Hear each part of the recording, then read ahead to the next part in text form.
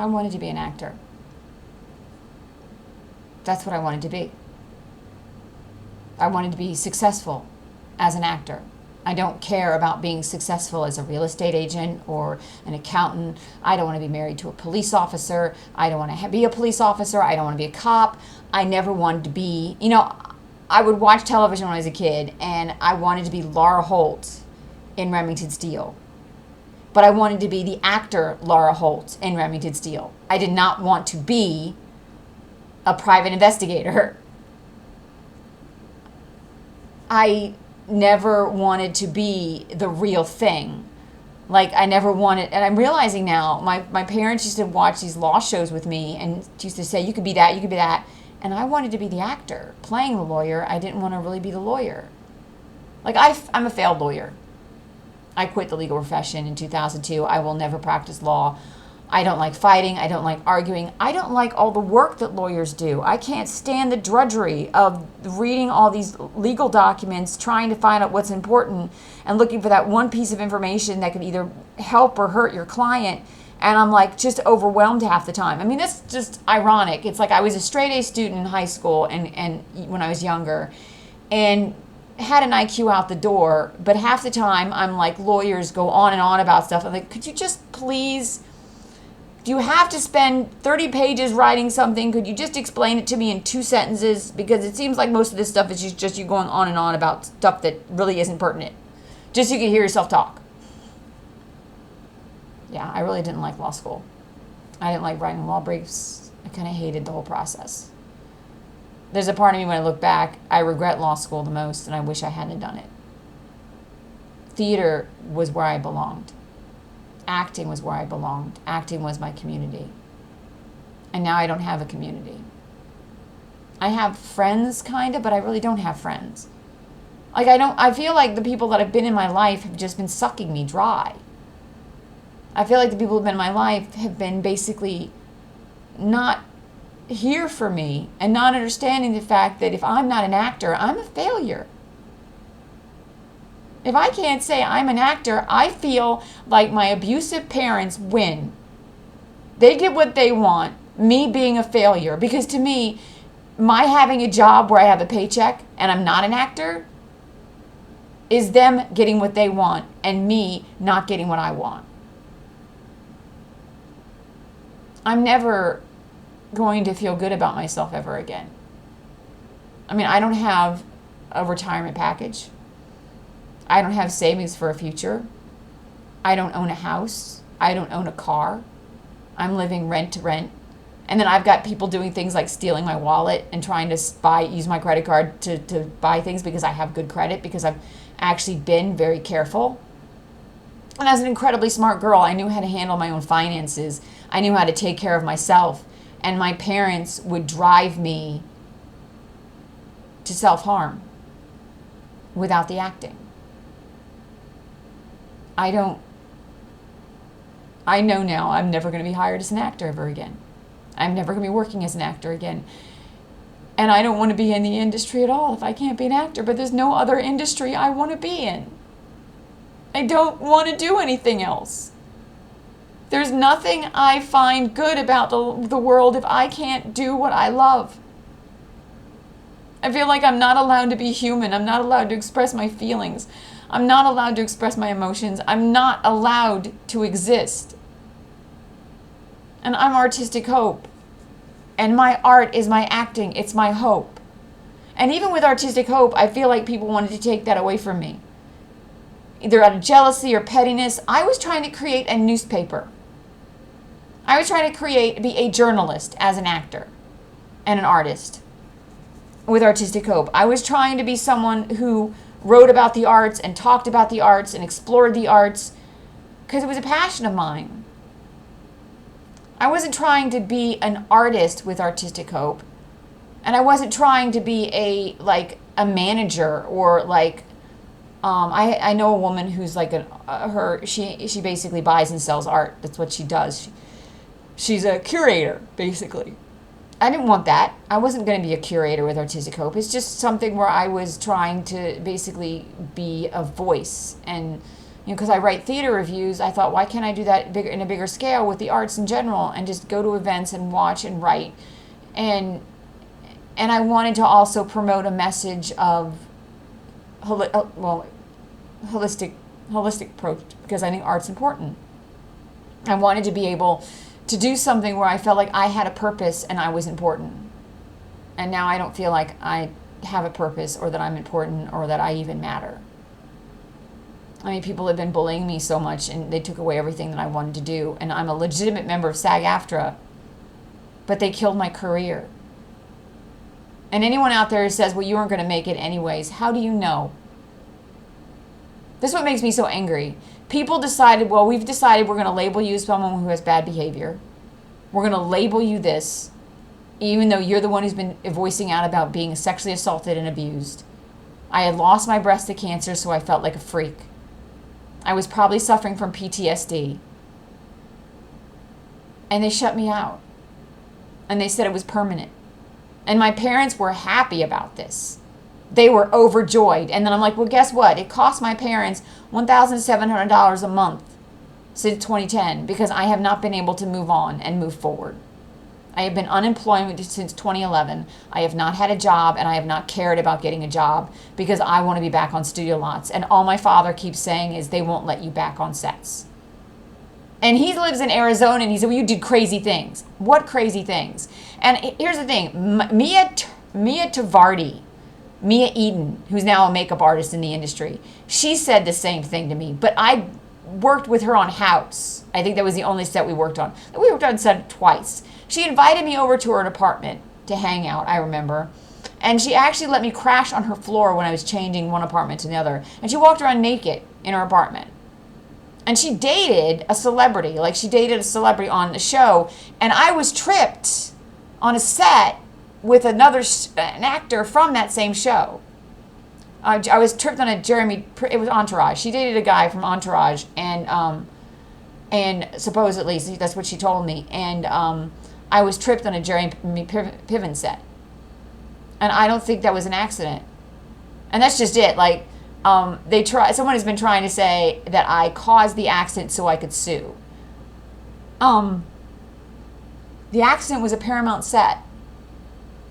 I have never taken any legal action whatsoever against Paramount, other than fighting with Workman Comp, because Workman Comp actually paid for physical therapy for me for 4 weeks, because I needed physical therapy because I was that hurt from the accident.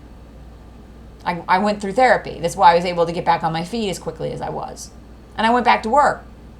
But then all of a sudden, everyone's firing me, everyone's shutting me down, and everyone's saying I'm in bad behavior. And meanwhile, I was in pain.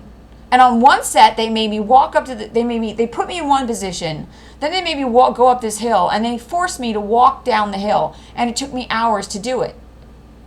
And I was supposed to be in one spot. And I don't know why they did that. Like, it took me forever to get back to the base camp. And I was like, why did you do that? And then the same guy, this was Ticket to Ride, showed up on Desperate Housewives. Next thing I know, Central Casting is telling me, you're not allowed on Desperate Housewives anymore. And then it was, and actually it was Eli Stone, I think, was first, because I told Courtney Lavelle that I had an email from Blake Shields Abramovich, and I showed her a picture, actually. I didn't say the guy's name, but she recognized him. And then she got mad.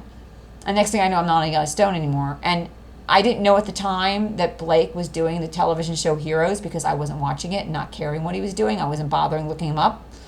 No idea what he was doing. And in the email, I didn't say anything about wanting to work on a set with him. I didn't. Actually, John Ponzio, this guy I had been involved with, we had been involved on Carnival together. And I refused to get serious with him at the time, because I'm like, or to do anything with him. Like, I kind of put a stop to it, because I felt like, let's wait till after the show wraps. Because I didn't think it was appropriate for me to be dating someone I was working on a set with. Even though he was a stand-in and I was just, a background artist, I didn't feel like it was professional. And so he calls me 3 days after they wrap and said that maybe I shouldn't be seeing anybody seriously, because he isn't either. But I had already found out he was already seeing somebody else and not telling me about it. So I got really mad at him for lying to me. I'm like, you're lying to me because I already know you're dating somebody else. And yeah, so there was that, and that's why I got mad at John Ponzio. And I basically said, I'm never dating you. I meant it. But apparently, later on, people thought I was still obsessed with him or crazy about him, thinking, no, because I told him off for lying to me. I'm like, it's really high school out here in Los Angeles. It really is. I spent years dealing with high school. Like, I wanted to work. I wanted to keep my reputation on sets. I wanted to work hard. I earned my SAG card. I wanted to audition and get cast. And there was a pattern too with it where I felt like I was being ostracized because I'm not Jewish. I felt like I was being ostracized because I'm white. I felt like I was being ostracized because I'm a secularist. And somebody said, well, that's not true, Laura. But I mean, there were a few times when I felt like, I got my first audition, I got my third audition. And there was several times when I felt like I had positive reactions in my auditions. But then I never heard anything at all. Especially at this one facility, and the people around the facility were Jewish. And I just felt, and the guy said, from the facility said, that's not true. I'm thinking, no, I think someone is telling these people not to hire me. I don't know who, but I think someone's telling these people not to cast me. One of the auditions, I actually broke down into tears during the audition. I started crying, and I actually apologized because I was wearing glasses, and my glasses got all steamed up, and the guy was like, don't apologize for talent. Because it wasn't like where I was crying. The actual scene was a character where the character was really upset, and I actually managed to get myself to cry during the audition. But, I mean, I had an audition with a casting workshop for Disney, and I know I impressed him because he had me switch characters halfway through the audition. Like, we did the audition one way. He said, well, I think I want to see you guys switch. No break. We switched, and I was fine. And I said, great, I'll do it. Because, I'm like, I've learned just to take it as it comes. It doesn't throw me off, something like that. Because I'm like, well, you know what? If I fumble, it's like it's a cold reading. Just go with it. And it's not like, it's not going to be the end of the world if I mess up a line in that point, because that happens on sets too, and you just have to learn, okay, keep going. It's like, okay, I stumbled, keep going, because there's always take two. That's always my attitude anyways. But I haven't auditioned in a long time, and I feel like my acting career is going to be over.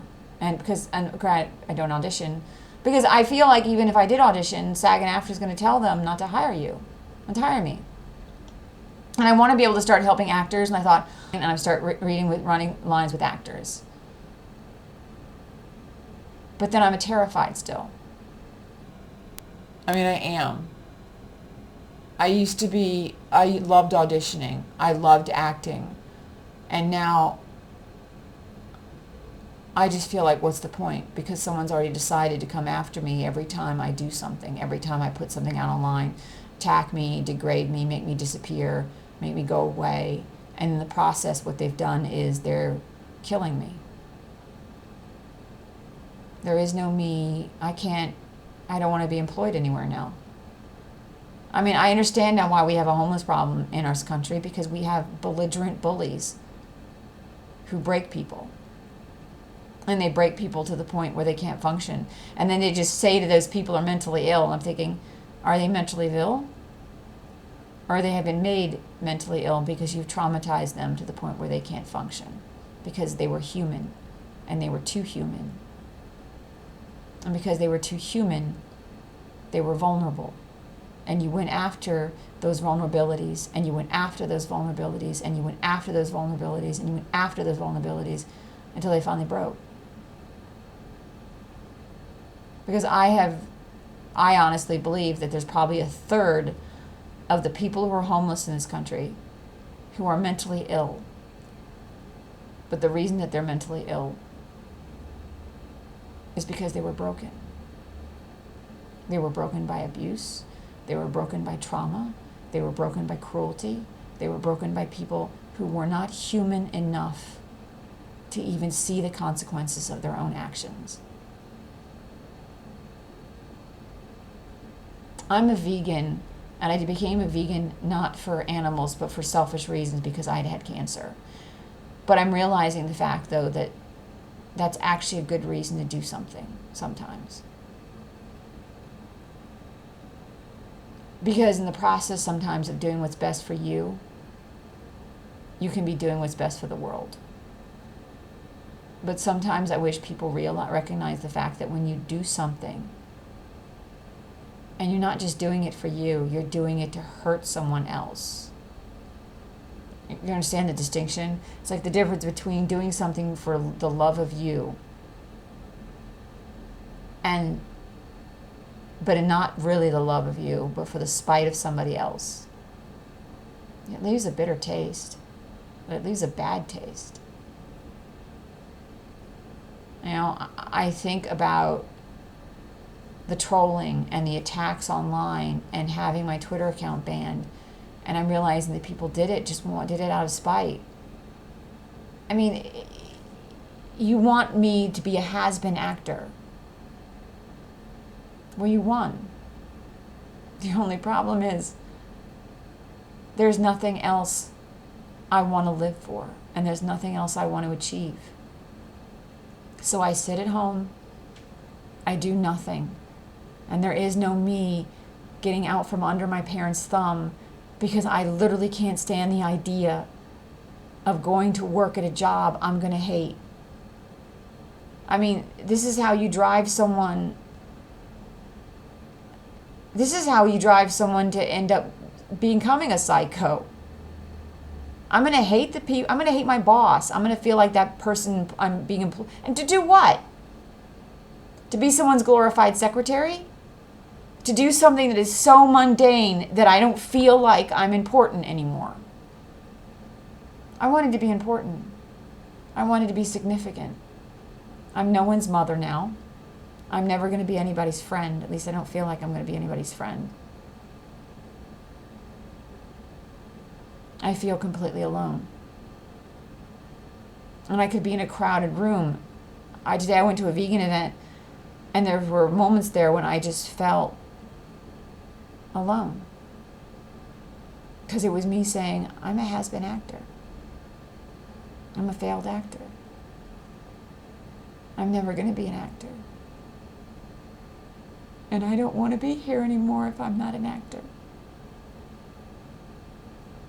I feel like I'm a doormat.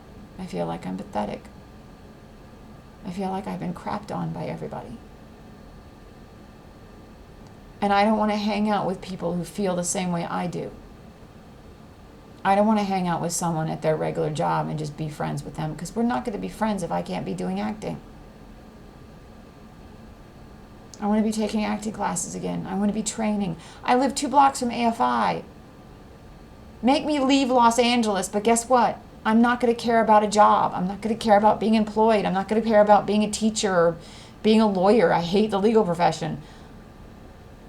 I have nothing to love. And that's the irony. I desperately wanted to find love. My parents don't love me. Because if they did, they wouldn't have taken acting away from me.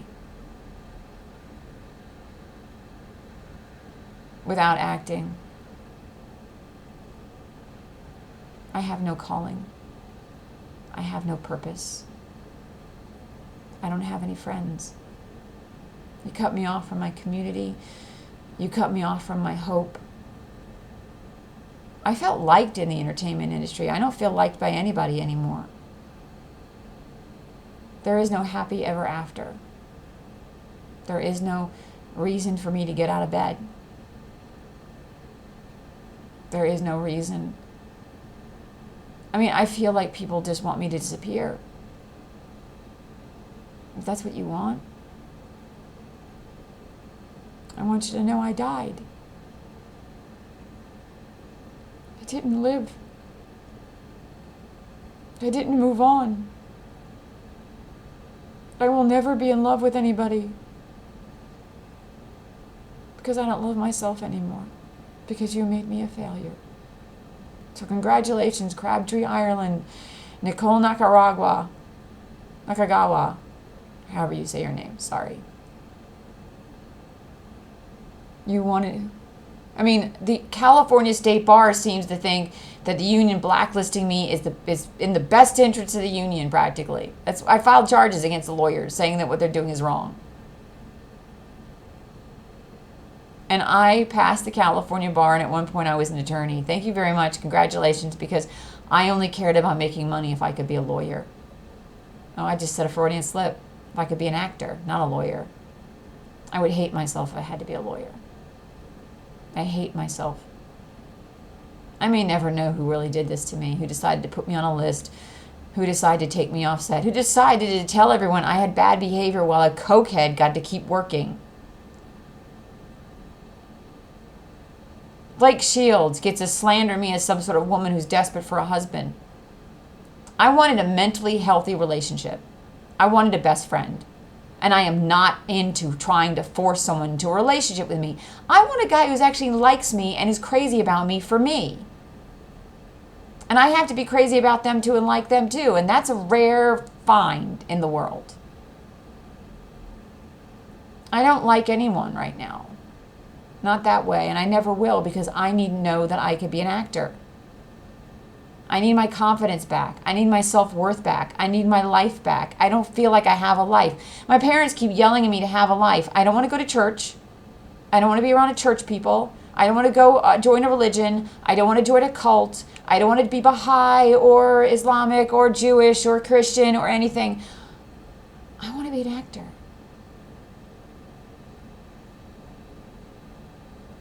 I wanted to be an actor.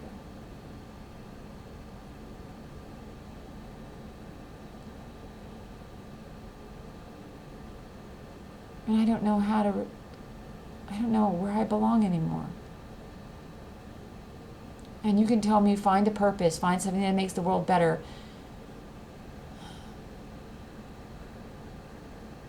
But inside I just feel like I'm just a puppet being pulled.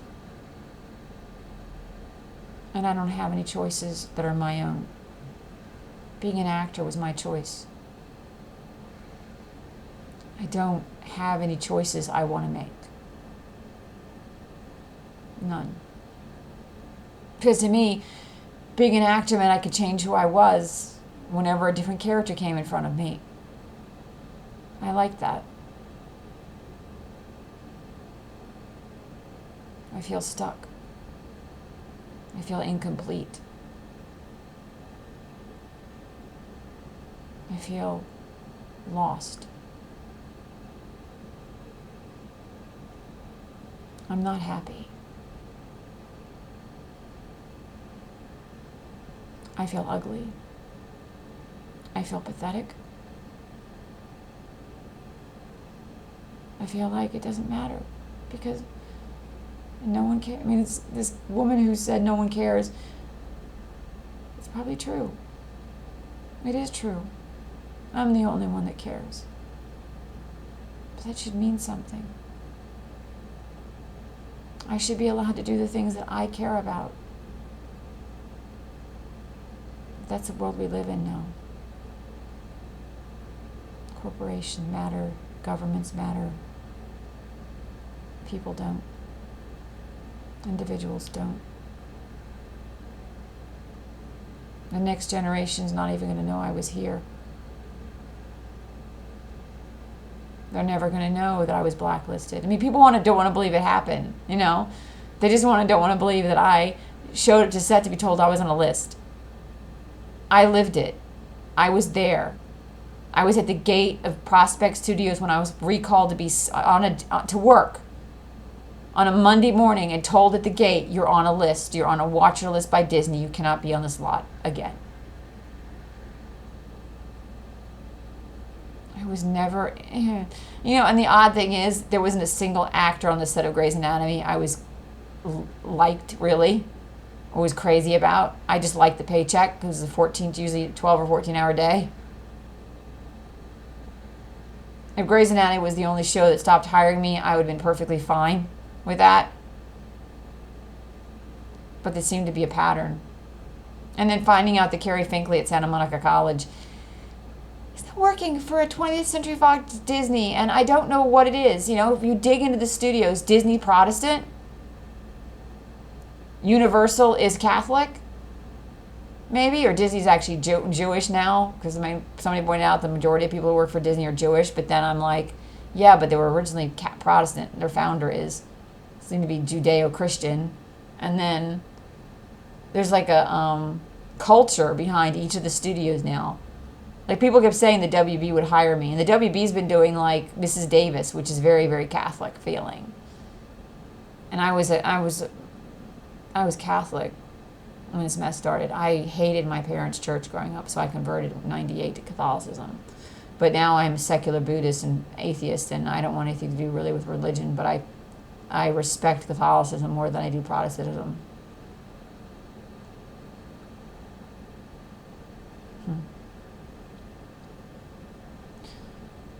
I'm like, oh, most of my ex-boyfriends. I've never dated a Protestant, come to think of it. And I'm not gay, I'm straight. I like men. My life is over. It's done. It's finished. There's nothing for me to accomplish now. There's nothing. I don't want to write a book. Sorry.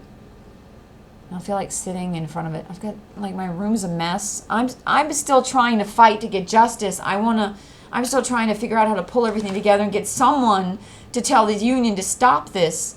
Because if I don't get if I don't get someone to do something, I'm going to end up at some point not being able to pay my rent and on the street.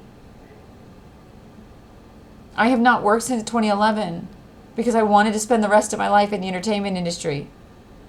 So I quit working altogether. I don't want to quit Hollywood. I don't want to quit acting. I don't want to quit. I don't want to move on. I don't want to leave the entertainment industry. But I also don't want to sit home and do nothing but watch television because I want to be doing it. And at the same time, I feel, what's the point if someone's going to say, no, she's a problem. She has bad behavior. And I wish someone would be more specific than that, because I was a good kid who never did anything wrong. And my parents are horrible because they're liars and manipulators. And because I don't go to church with them on Sunday, I'm a bad person. I want a better person than my parents in my life. I do not want a man who will be best friends with my dad. And Amelia Adams, I hate you. I didn't want to be you. Some stuck-up beauty queen turned real estate agent who sells and buys and sells houses. I still want to be an actor. I want to pretend. I was a fan of Shakespeare and Tennessee Williams, and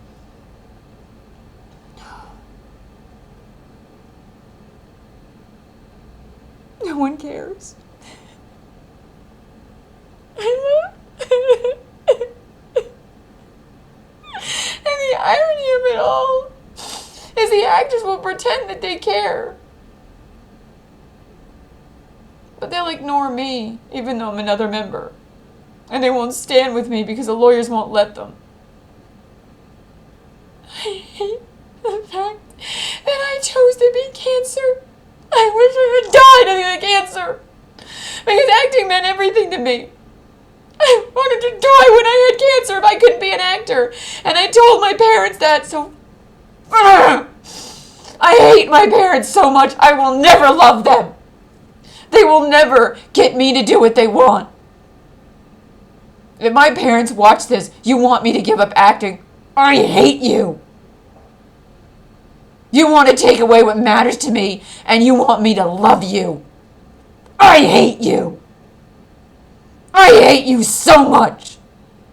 My idea of heaven would be torturing you for the rest of my life by getting in your face every day and saying, I'm an actor, I'm an actor, I'm an actor, I'm an actor, and you are horrible human beings. You are ugly to me. I hate you. You have killed the beauty that was inside of me. You have taken away my youth from me. I had the best years. I've had the last 20 years not doing anything. And when I was trying to do things, people would just chip away at it. No, you can't be artistic hope, Laura. You weren't born into the right family. You can't be artistic hope because you weren't born into a celebrity family. Therefore, you can't be an actor. You can't be an artist. You're not allowed. You're supposed to be Some guy at an event recently told me that there are people in the world who are supposed to organize everything for everyone, right? The government people, the political people. And that's my father is basically a civil servant because he was an agent. So I guess because my father's a civil servant, I'm supposed to be a civil servant. Like, I'm sorry, but the last thing I checked, America has a feudal system now? I can't be an actor because I wasn't born to be one. But what if I tell you, as far as I'm concerned, I was born to be an actor and I wasn't born to organize your stuff. I wasn't born to be a government agent. I wasn't born to work in politics or law, even though apparently because I was born in this family and born in Maryland, that's what I'm supposed to be. I was assigned a job at birth. That sounds really socialistic to me. That's the way I feel. I have been fighting my entire life to be me. And I don't feel like I'm me anymore. I don't feel like I'm allowed to be me. I don't feel like I'm allowed to be my best self. I don't feel like I'm allowed to be happy. I hate to tell you this, but making me be a civil servant, making me be a politician, making me be a lawyer is going to make me hate myself. I'm going to want to quit. I'm going to want to get fired. I'm going to want to walk out on my job every day because I hate it so much, because the only time I was actually happy was when I was on film and television sets. How about that for you trying to make me be some sort of servant to you? I was not born to be a politician. I was not born to be a lawyer. I'm a human being with passion. And now all I want to do is sit at home and play video games, and I was never that person before. I was always the person that wanted to be a go-getter. I was a go-getter. And you stopped me getting and going. Congratulations, Lee Ryder. I'm never going to have $100,000 to give away to charity. Because the only way I'm going to be making that money is if someone hires to be an actor and pays me. Or if I finish my script and sell it. Because the only way I know how to be an actor, or how to be successful, how to be an actor. The only way I know how to be successful is to be an actor. And the only way I know how to be financially secure, I guess, or to make a living, was taken from me. Michael Laverne, Lee Ryder, Arnie Starr, Jeff Olin, Johnny Ponzio, Jeremy Gilbreth, Mia Tavardi, Mia Eden, a.k.a. friends with Carrie Finkley, Carrie Finn, Disney, ABC, Shonda Rhimes, Shondaland,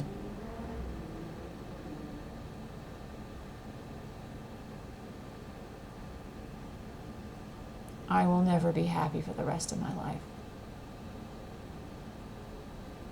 Until I can walk back into SAG-AFTRA and say I'm a member. And if SAG-AFTRA did this for my parents, all you've done is put me in a position where I hate them so much that the only reason I still want them to live is so I can keep paying my rent. And I hate that.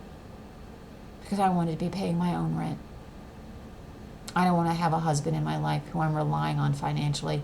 If I can't pay my own rent, my vagina is closed, I am never getting married. At least the debt from law school's gone. I've got 2 autoimmune diseases. I'm not faking any of that. I mean, I lost my breast to cancer, and these guys think that I'm faking this illness. I had a car accident. It busted my knee. I can run sometimes, but I get worn out really easily. I can't run regularly, so I have no aerobic exercise. And I need to be able to have aerobic exercise to be healthy. So basically, thanks for making it harder for me. I stopped leaving my apartment now. I stopped hanging out with people. I don't do anything. You wanted me to disappear.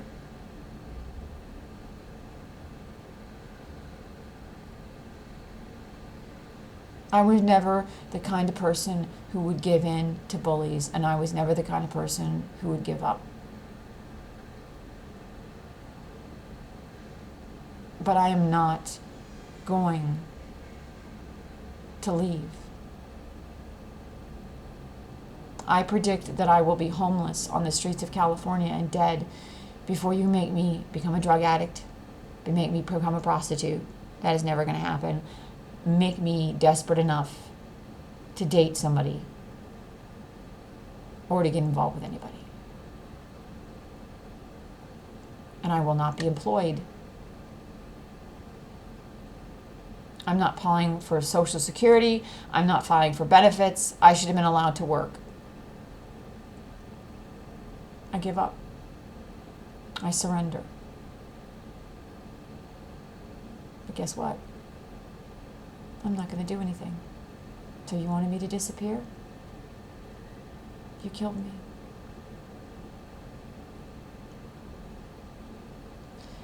I hate that our country now cares more about how pretty something looks than how precious something is on the inside, or how intelligent something is, or how talented someone is, or how capable someone is. We're all shallow now. And considering the fact that the industry is now talking about replacing everything with AI, congratulations on wanting to turn into gods. So I keep thinking, if AI replaces people, it's because someone in the industry wants to be God. They want to create life without nature doing it. They want to be able to play God and control everyone and everything. And the only thing that I could say to that is, well,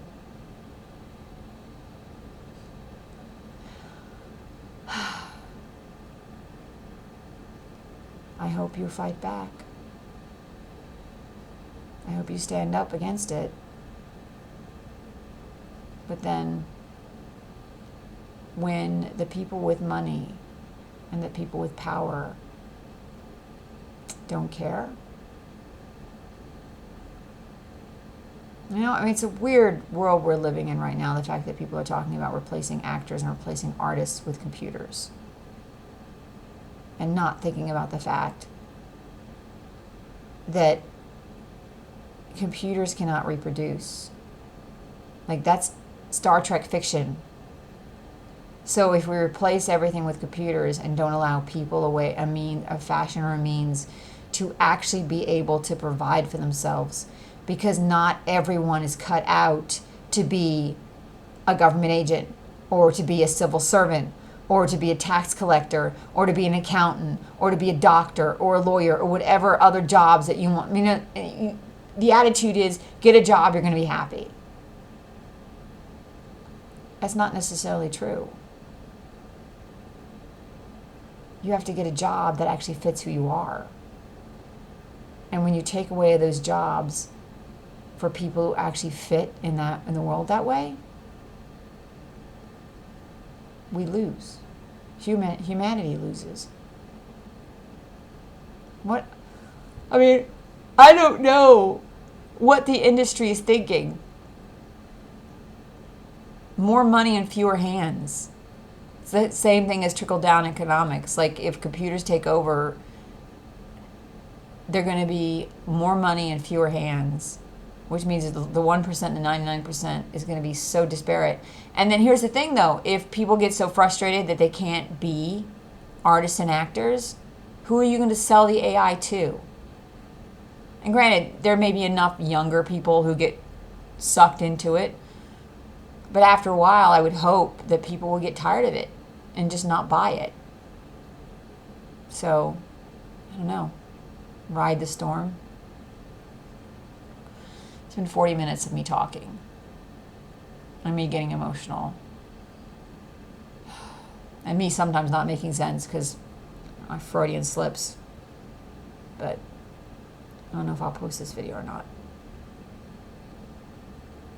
Maybe I should, because then maybe you'll see how much pain I really am in. I need to color my hair. Grays are showing. Peace out.